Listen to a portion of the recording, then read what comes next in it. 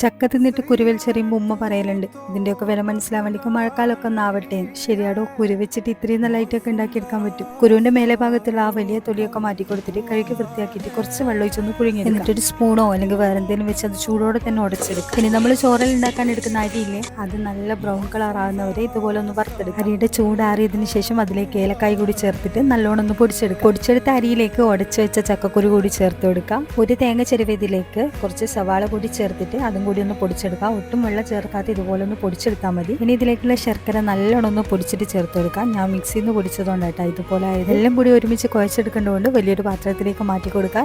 എല്ലാ ഭാഗത്തും മിക്സ് ആയി കിട്ടുന്നത് വരെ നല്ലോണം ഒന്ന് കുഴച്ചെടുക്കാം. ഇതിലേക്ക് വെള്ളമൊക്കെ നല്ലോണം മിക്സ് ആയി തന്നെ നനവുണ്ടാവും. അതുകൊണ്ട് എക്സ്ട്രാ വെള്ളത്തിൻ്റെയോ ശർക്കര പാനിയുടെ ഒന്നും ആവശ്യമില്ല. ഇനി കുറച്ച് എടുത്തിട്ട് ആവശ്യമുള്ള വലിപ്പത്തിൽ ഓരോ ബോളാക്കി എടുക്കാം. ഇൻഗ്രീഡിയൻസിൻ്റെ കറക്റ്റ് മെഷർമെൻറ്റ്സ് ഒക്കെ ഞാൻ താഴെ കൊടുത്തിട്ടുണ്ട്, ചെക്ക് ചെയ്ത് നോക്കിയാൽ മതി. അപ്പോൾ ഉണ്ടാക്കി നോക്കിയിട്ട് ഫീഡ്ബാക്ക്സ് അറിയിക്കാൻ മറക്കണ്ട. Thanks for watching.